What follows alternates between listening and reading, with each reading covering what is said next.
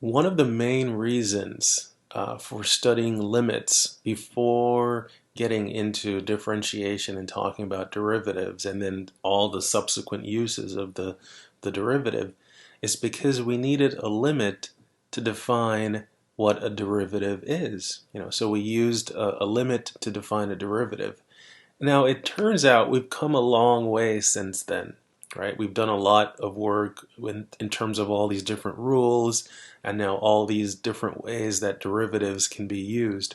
Well, it turns out in many instances, derivatives themselves can actually help us evaluate certain limits, right? Isn't that remarkable? That the thing that we used to derive the the definition of the derivative can now help us evaluate those limits, right? So it's kind of interesting that limits define a derivative, and now we're going to be using derivatives to help us evaluate certain limits. Now, obviously, these are limits that on the surface are a little bit more complicated, and that's why a derivative offers us an efficient alternative to evaluation.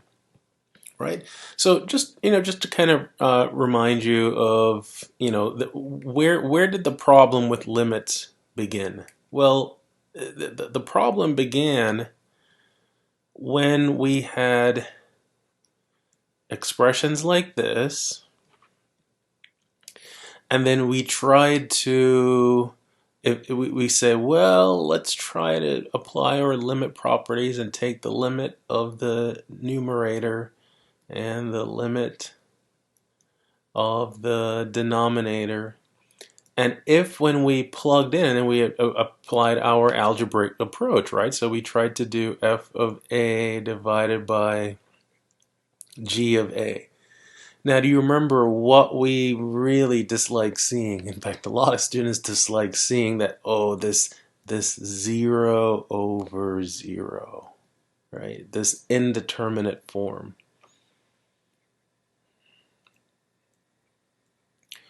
Right?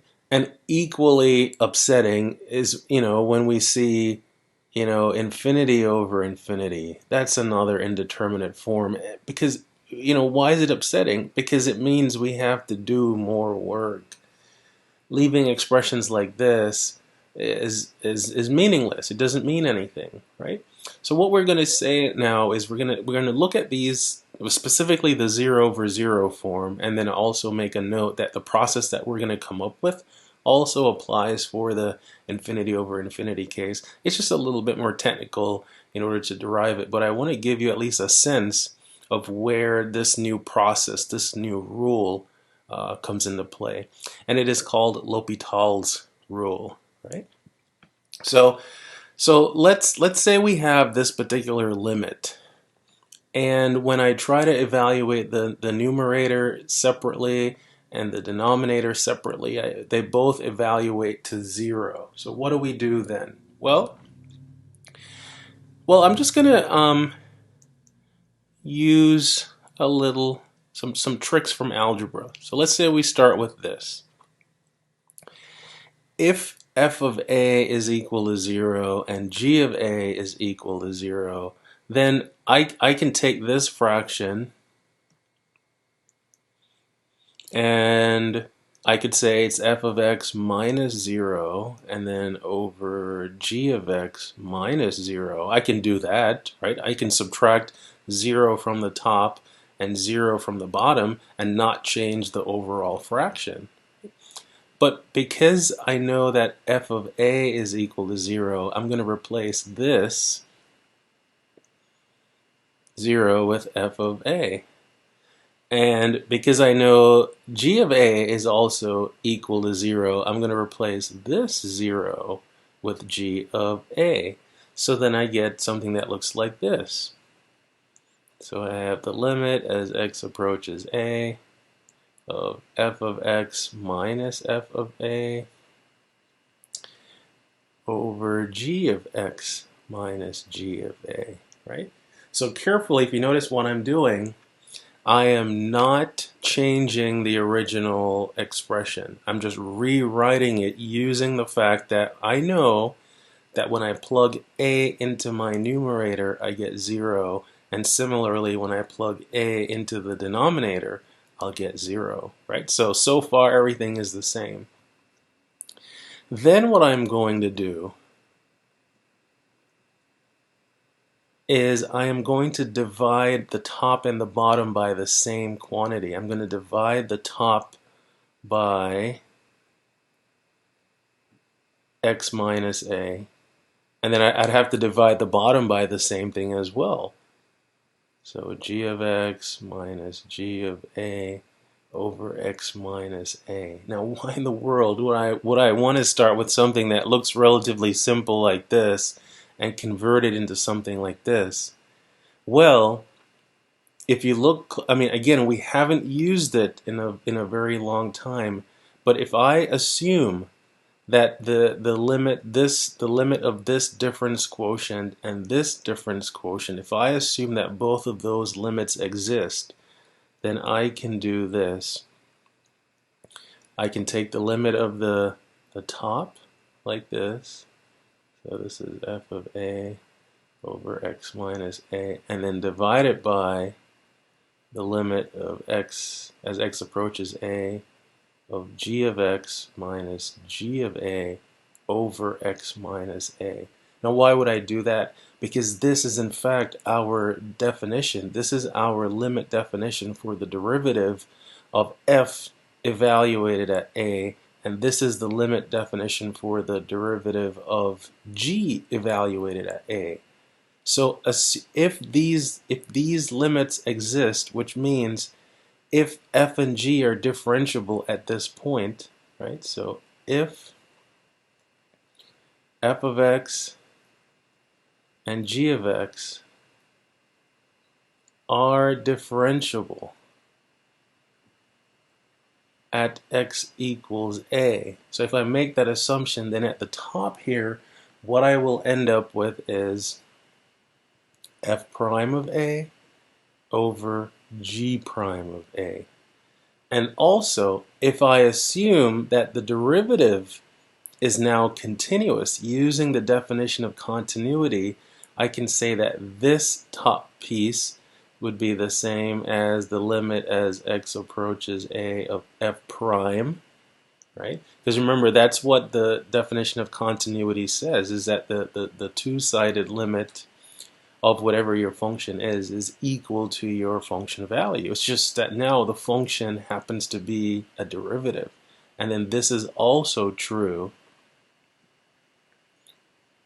at the bottom. If I assume that g prime is continuous, right, then I know that the limit of g prime of x as x approaches a is equal to g prime of a. And then finally, by my limit properties, I can say that this is the limit as x approaches a of f prime of x over g prime of x. Now look at this. So this is where we ended up, and look at where we started. Go all the way back here. This is where we started. So let me rewrite those two expressions. So we started with this limit,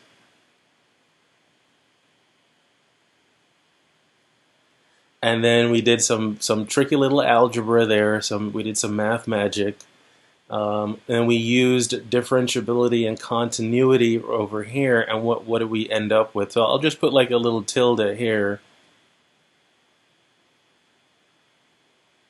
And we ended up with this limit, right?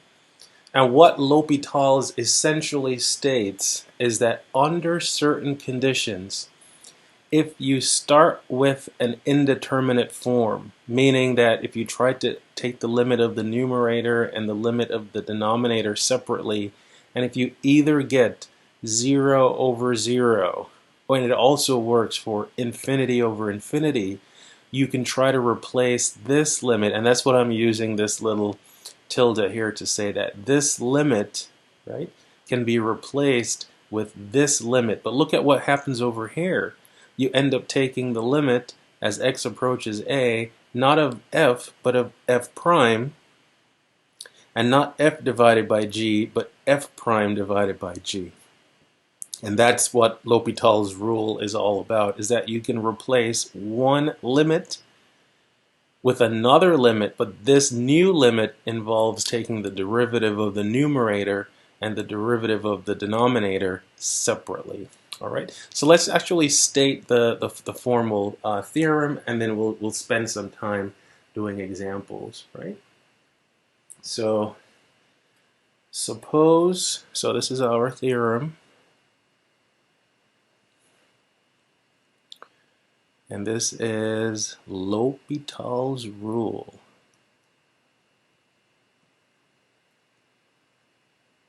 Okay. So suppose f of x and g of x are continuously differentiable, meaning that the derivative is also continuous, right? So continuously differentiable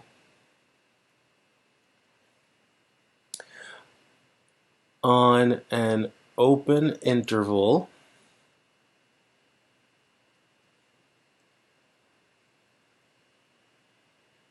containing x equals a, right? Except possibly at that point, right?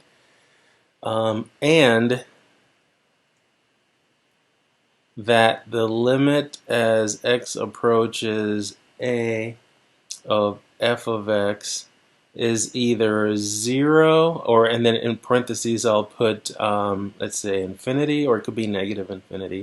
And we'll talk about that with some examples. And also the limit as x approaches a of g of x, if that's either equal to 0, right? So in other words, the limit, this limit that we start out with, when we try to evaluate it, we either get 0 over 0 or infinity over infinity, right? If that's the case, right? So that's the first part. If the limit as x approaches a of now f prime of x over g prime of x, if this limit exists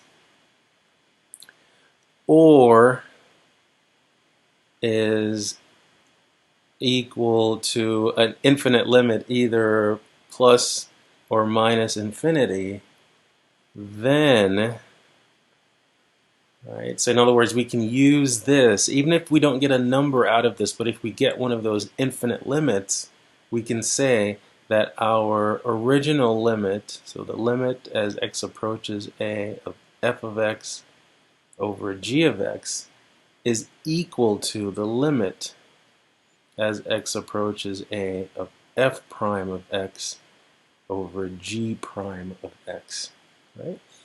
And that's what L'Hopital says. And not only that, but the nice thing about L'Hopital's is that it works not just for two-sided limits, it works for one-sided limits, and it also works for limits at infinity, as our x goes to plus or minus infinity. So let's state that.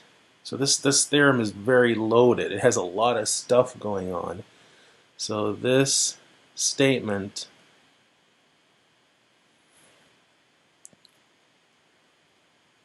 is also true when x approaches a plus, x approaches a minus, x approaches positive infinity, or x approaches negative infinity. So it is essentially, right, as long as this ends and starts out being either 0 over 0 or infinity over infinity, all the different types of limits that we've looked at, if it's one of those two indeterminate forms, we can replace this limit with this limit, right? Okay, so let's spend some time doing some examples of this. All right. So and what we'll do is we'll start out with some limits that they look like, you know, that we should be able to do them, but on closer inspection, we realized, well, if we tried to do these limits the old way, then we would end up having, quite a bit of work to do. So let's take a look at this example. So we have the limit as x approaches -1, and it's x to the fourth plus x cubed plus 2x plus 2 all over x plus 1. Right? So let's verify, let's see what happens here. So if I try to take the limit of the numerator, so the x to the fourth plus x cubed plus 2x plus 2, well, let's see what happens. Well, -1 to the fourth power is a +1. -1 to the third power is a -1, so I have plus -1. And then 2 times -1, that's -2, and then plus 2. So yeah, this simplifies to 0, and then clearly the limit of the denominator, right, is -1 plus 1, so that's 0. So this is of the form 0 over 0. So if we were to use our old methods of algebra, right, we would somehow have to figure out how to factor this, and we could probably factor it, right, maybe by grouping. It looks like grouping would work. Otherwise, we would have to do like some polynomial division. So we'd have to use our long division to reduce this, right? But not anymore, because what L'Hopital says is I can replace this limit by another limit. Now, whenever I apply L'Hopital's, and this is something that is required, is that you always indicate where exactly do you replace, let me go back up just a little bit. Where exactly do I do this process, right? Do not leave it up to the reader to try to figure out where you did this. You indicate it. And what I use is I put an L, and I put a little circle there, and what this tells me is that L'Hopital's rule is applied right at this step. So is applied here, right there. No doubt. So L for L'Hopital's, right?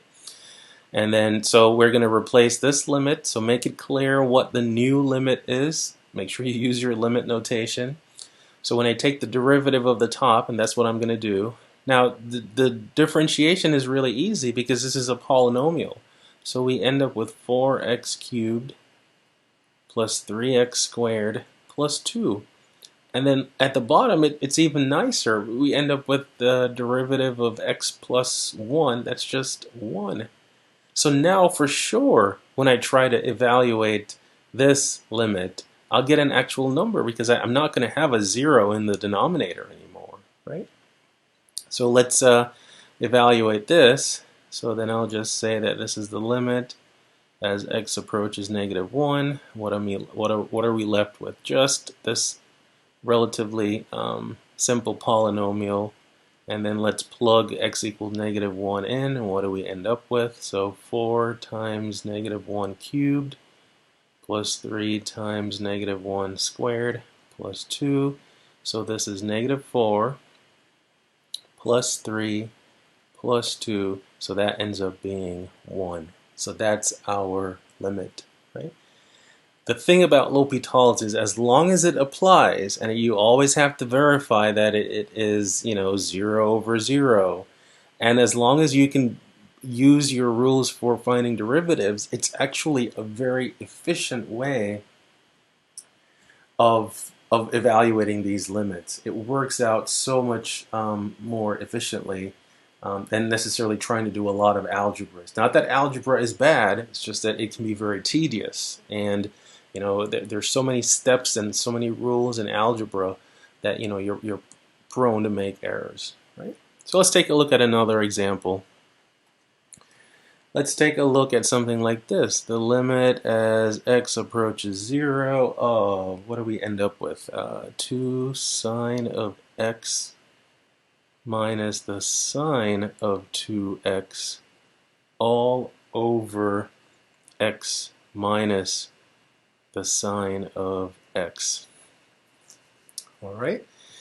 Now let's see what happens if I take the limit as x approaches 0 of the top. So 2 sine of x minus the sine of 2x. Well, again, trying our algebraic way of evaluating this. You know that, so the sine of 0 is 0, so we end up with 2 times 0 minus 0, so that's 0. And then let's see what happens if we take the limit of the denominator. X minus the sine of x. What do we end up with? Well, we have 0 minus 0, so there again we have our 0 over 0 infinity indeterminate form, right? And then now this is a situation where factoring would not necessarily help. You could probably find some trig identities that maybe, just maybe, allow you to replace this fraction with a simpler one. But these are functions that we all know how to take the derivative of fairly easily. So once I recognize that I have a 0 over 0 form, I am going to apply L'Hopital's rule. That means I'm going to take the derivative of the numerator separately. So the derivative of 2 sine x, that's 2 cosine x. And the derivative of the sine of 2x, that's going to be, so using our chain rule, we'll get minus 2 cosine of 2x. And then at the bottom, what do I end up with? 1 minus the cosine of x. So what happens if I try to evaluate this now? So if I try to take the limit of the top, 2 cosine of x minus 2 cosine of 2x. Well, the cosine of 0 is 1. So what do I end up with? 2 minus 2. Well, that's 0. Uh-oh. And then the limit of the bottom of the numerator, 1 minus the cosine of x, that's 1 minus 1, so that's 0. Oh man. So we replace this limit with another limit that is still indeterminate. What do? We can apply L'Hopital's again. So it's like we're starting from scratch. Every time we get a 0 over 0, do it again, right? So we're stubborn, right? We like taking derivatives. Okay? And let's compute another one. So again, I'm applying L'Hopital. So I see this, and this tells me that, yep, I'm applying L'Hopital's a second time. So let's go ahead and differentiate again. The derivative of 2 cosine is negative 2 sine x. The derivative of negative 2 cosine 2x is now positive 4 sine of 2x. And then at the bottom, we have 0 there, and the derivative of cosine is negative sine. The double negatives make it a positive sine. What happens if we take the limit of the top?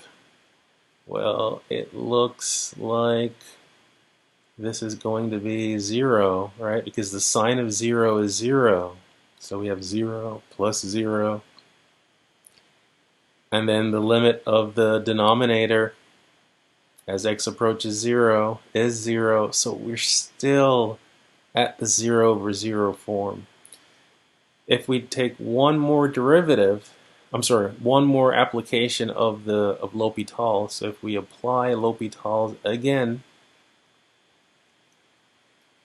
right? The derivative of negative 2 sine x is negative 2 cosine x. Using the chain rule again, the derivative of 4 sine 2x is going to be plus 8 cosine 2x. And then the derivative of the denominator is cosine x. What does this mean? It means finally we're not going to have 0 over 0, because we know we're not going to have a 0 in the denominator. And in the top, what do we end up with? So this now, when I plug 0 in, I have negative 2 plus 8 and then this is all over 1, so we end up with a limit of 6, right? So who would have thought it, right? After 3 applications of L'Hopital's rule, this limit that was just kind of stubborn, it was just indeterminate form after indeterminate form after indeterminate form, we end up getting an actual value. The limit does exist, and it's equal to 6. All right?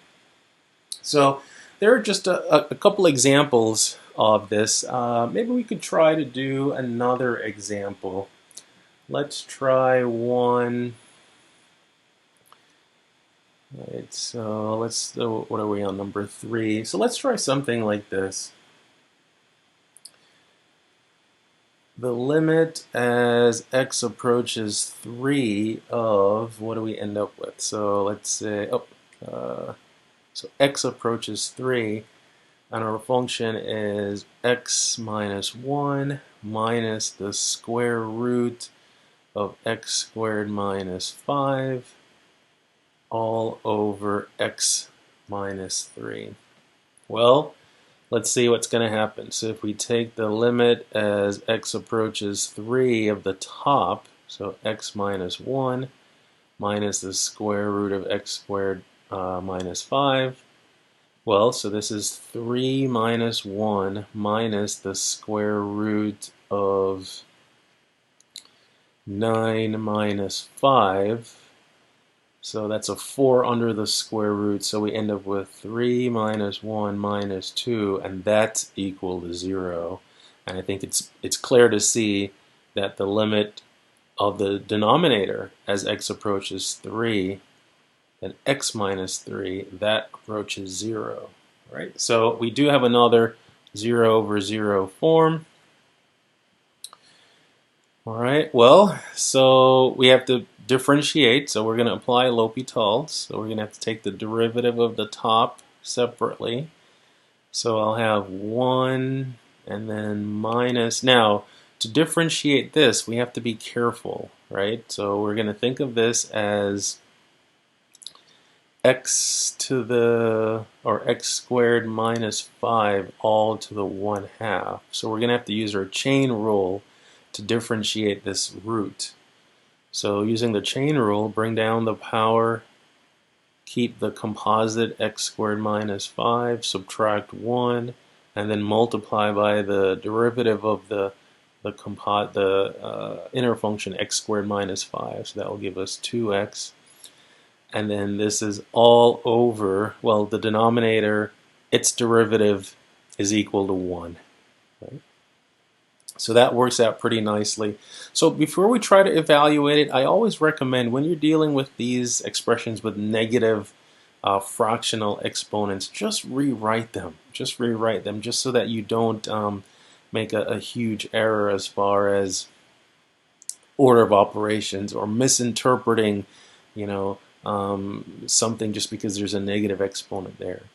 Well, what happens is the 1/2 reduces the 2, right? So we'll have an x there, and then in the denominator, because I'll take the reciprocal to get rid of the negative exponent, and then rewrite that fractional exponent of 1/2 as a root. So this is the square root of x squared minus 5, right? And don't forget that we have this 1 here. So we have the 1 minus, we have all of this. Now this is fine. This is no longer going to be indeterminate. So when I evaluate this limit, I'll have 1 minus 3 over, again, the square root of 9 minus 5.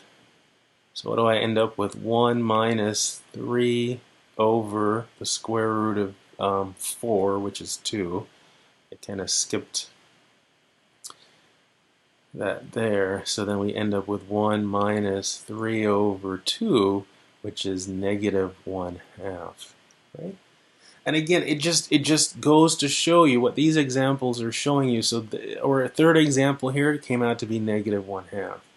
Or a second example came out to be 6. Our first example came out to be 1. It just shows you that you can't tell what the indeterminate form is going to be equal to without doing a particular process, right? And what L'Hopital's gives you now is an alternative process that involves finding the derivative. All right, let's do one more example. And let's take a look at something like the limit as x approaches pi over 2 from the left, right? And then our function is this. The tangent of x over, and then we have 3 divided by the quantity 2x minus pi, right? So that's what we have. Let's see what happens here. So if we try to take the limit as x approaches pi over 2 minus of the tangent of x.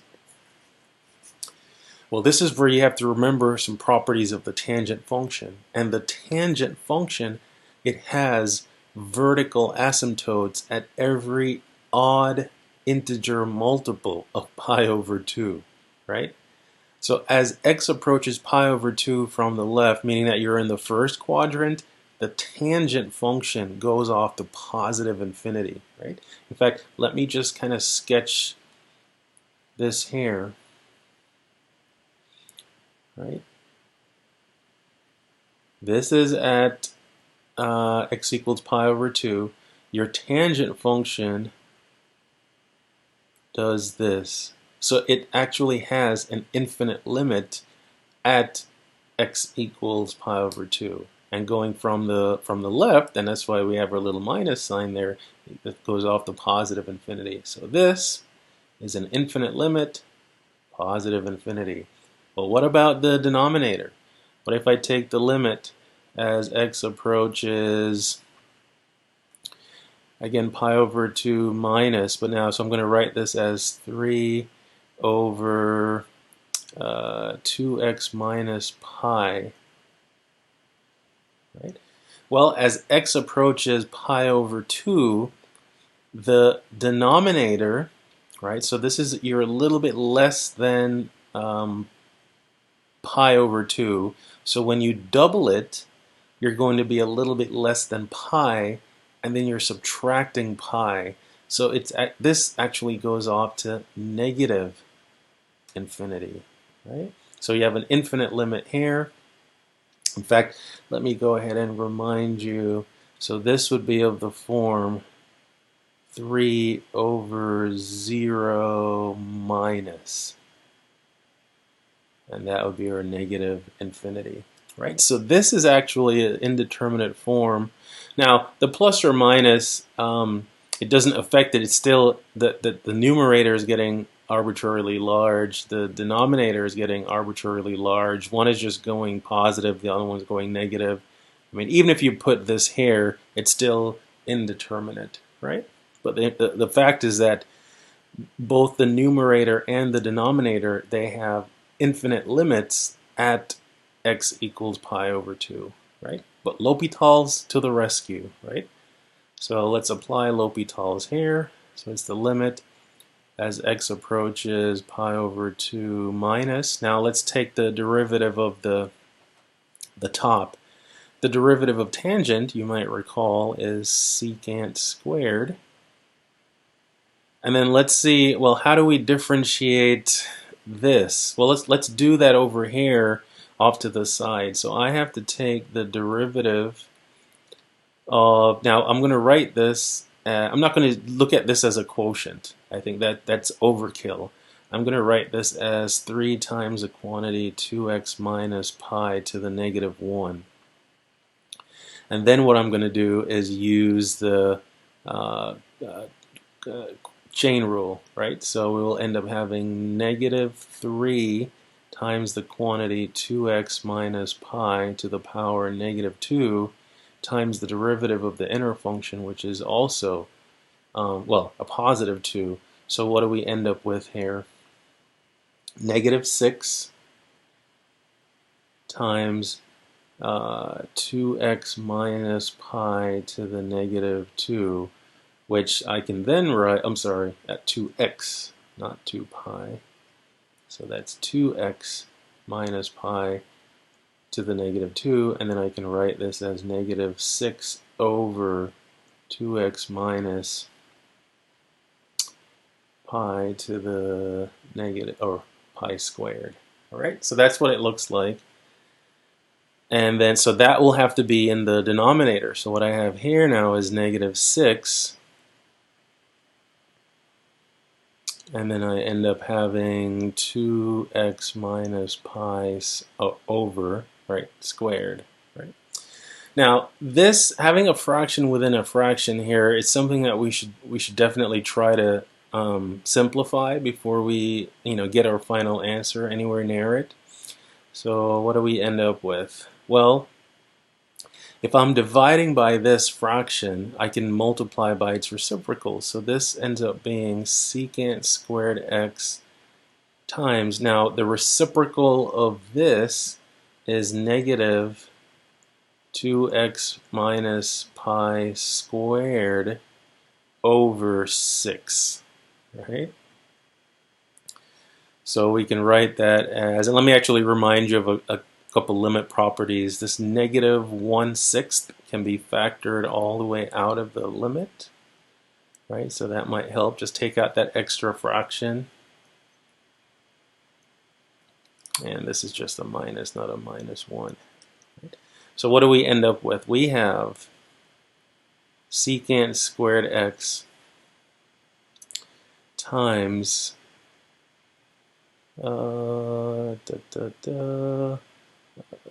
2x minus pi squared.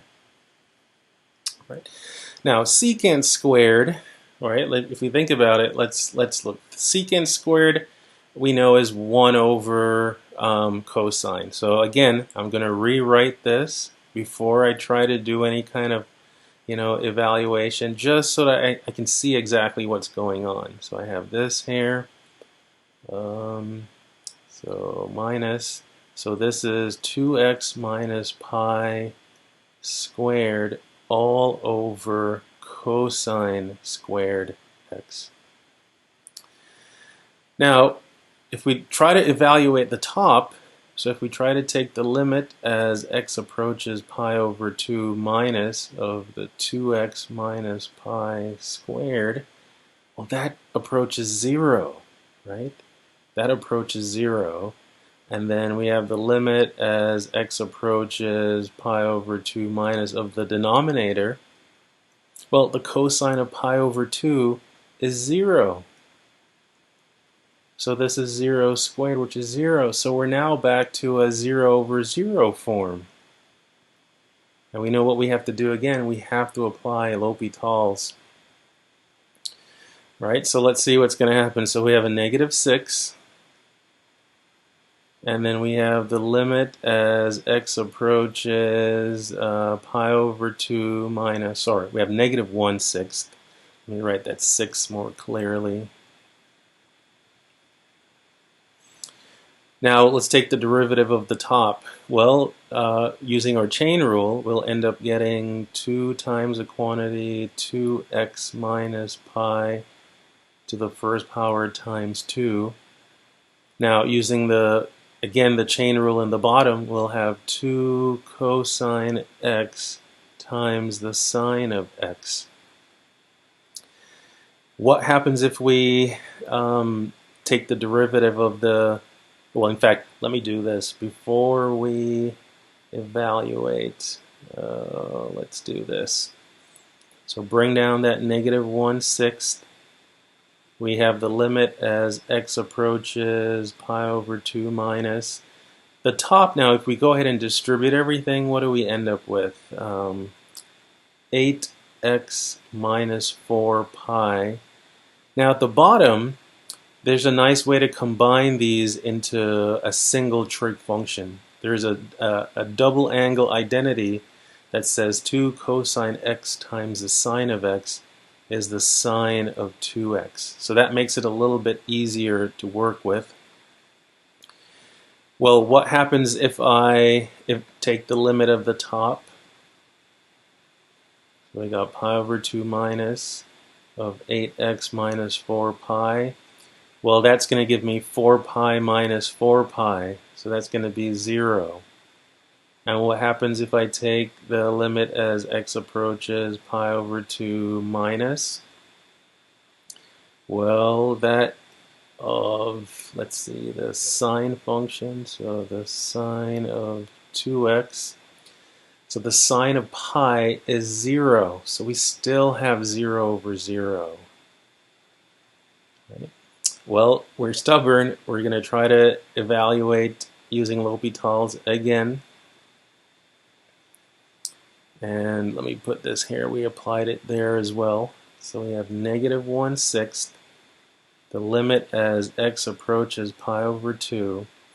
The derivative of the top finally is just going to be 8. And then the derivative of the bottom is going to be 2 cosine of 2x. And finally, so now when we evaluate it, we're not going to get 0 over 0. What are we going to end up with? Well, let's see. We have our negative 1/6. We have an 8 in the numerator. And then now the cosine of pi is negative 1. So we end up with a negative 2 in there. So we end up with 8 over 12, which reduces to 2/3. Wow, that's not a problem, right? That's one for the ages. But it just shows you that at so many different instances, you're just not quite sure, what to do. There's never really, I would say, a definitive playbook for limits in general. You have to take them case by case. But what we do have now is this alternative method of L'Hopital's rule that allows us to replace one limit, one indeterminate limit, either 0 over 0 or infinity over infinity, with another limit that involves the derivative of the numerator and of the denominator. All right. So definitely, L'Hopital's is very efficient. It might not look at it, it might not seem that way in every example, but it just shows you just how tricky some of the limits are. And now we have another tool in our toolbox that enables us to evaluate these crazy indeterminate forms, right? And we even have more indeterminate forms coming up in the next video. So I'll see you then.